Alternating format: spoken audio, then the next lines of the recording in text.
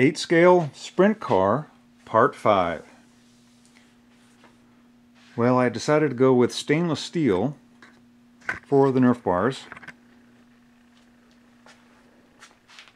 It's easier for me to solder stainless steel than it is to Lumi-weld aluminum. So the material is the 3/16 stainless steel hollow instead of solid. And what I did was to trace the Nerf bar from the model onto paper and then print it out at, I believe that says 302%. And that gave me a template for bending the material to fit onto the mounts that I did earlier on the previous video. So what I did is I used the mounts to hold the pieces when I soldered it. So I put them in place, and I used electrical zip ties there to hold the upright in place, and then soldered the front piece here and then the lower piece, and then turned the whole vehicle upside down, took the ties off, and then soldered this because it's better for the solder to flow down than it is to flow up. If I tried soldering it in this position, the solder would come down the shaft and it wouldn't be as good a weld. So that worked out pretty good. And if I can show you a tip on bending material, let's see if I can zoom in on my bender over here.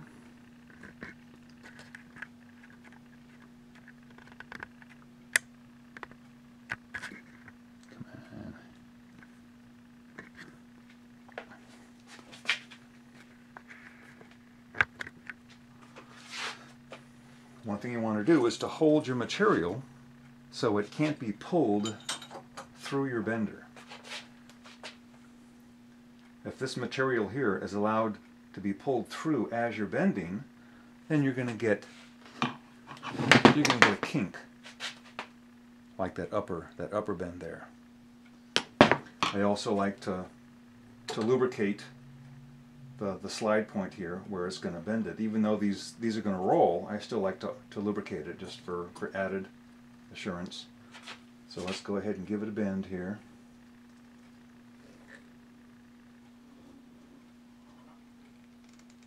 And that's about as far as I can go. Wow, so that's almost...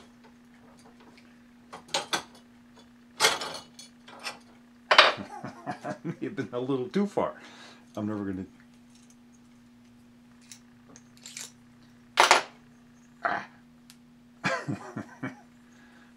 Okay, so let's undo it a little bit. There we go. So that's a pretty good bend. No kinks. So let's put this back together here. And if we do this with just trying to hold it yourself,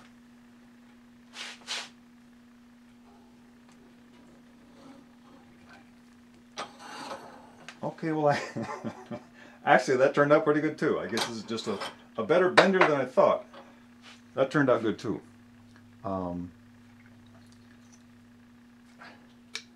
But there's a it's slightly kinked right there. You know, it's not quite as smooth as the first one.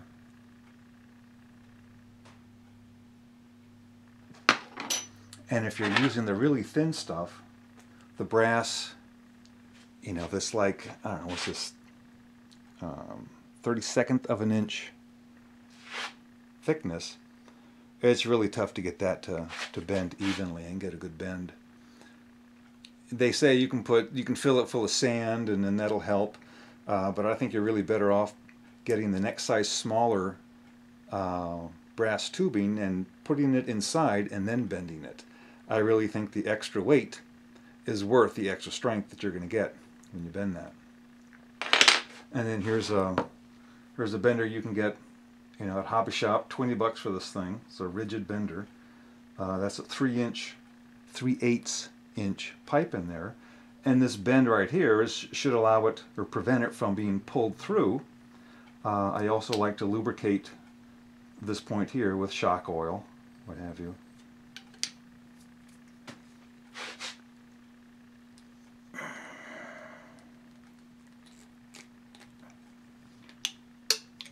So that's another good bend.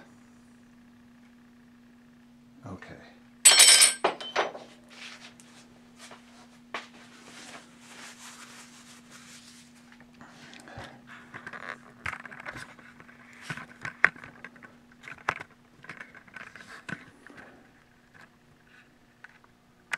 Zoom out. So I just want to cut this off because it looks better without it on there.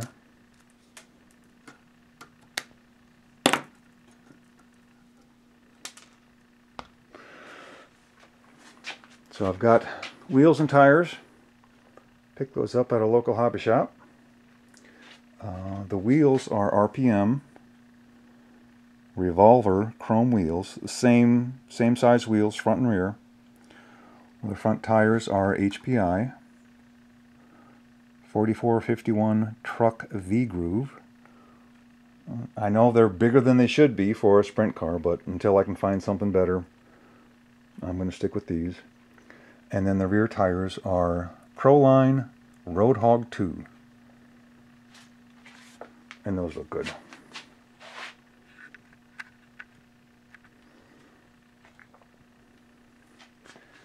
Now here's a differential.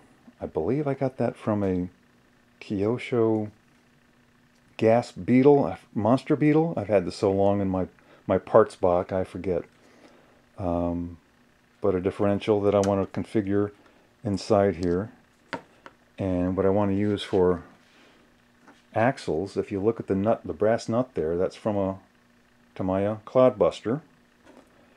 And if you take Clodbuster axle, of course it fits right in there. So that I want to configure and make a coupling to go between that and inside the universal joint of the differential for drive. And with this in the center here, I'll have to make a coupling from the drive shaft there coming off the engine into that. And speaking of engines, there was somebody that suggested I ought to put a Stinger 609 in this project. Come on.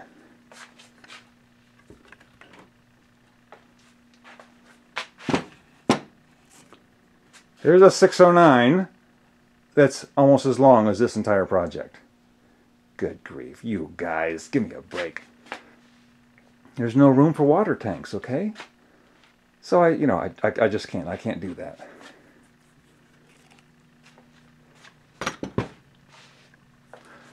So let's take a look at this engine. This is a plastic model engine by Parma. It's a Chevy V8 engine kit. Yeah, I know it's supercharged. Sprint cars aren't supercharged, but hey, this is my project. I'm going to do it my way. So let's take these pieces off and slide off. So if you look on the valve covers there, there's little socket head cap screws that bolt the valve cover onto the head, and then the head is bolted onto the block. So when I'm ready for detailing, I can take all the parts apart and paint the block orange and the head silver, and I might try to have the valve covers chrome plated, whatever. And there's a bearing there where the crankshaft would come out, and I'll show you why I'm doing that. But if you look here, you can see a regular brushed 540 type motor. You know, I don't want this thing to be insanely fast, because the faster you go, the more damage you do when you hit something. Let me take the back here off. Let me cut that. There goes the rear bumper.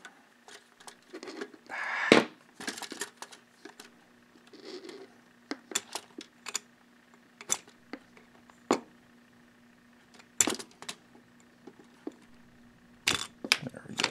Okay. move this around.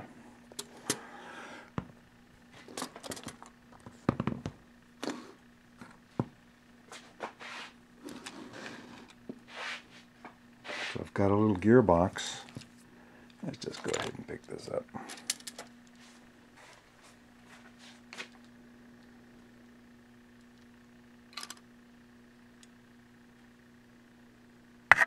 So there's a slight reduction from the motor to that lower shaft, which will be the drive shaft to the rear differential. And then below that, it's hard to tell, but that lower shaft going out, that's what's going to drive the lower, or rather the crankshaft pulley. So it'll be able to drive the belt for the pulley. So it looks like the blower belt is moving when the engine is running. That's just, I don't know, that's just a thing I like to do. And you can see I got them, I don't remember if I had that front end done in the last video or not. The shocks are from RC four-wheel drive, and they are like just right for this project. And also the links, the ball joints on the rods are from RC four-wheel drive. So it's coming along. Of course, now it's all in pieces. So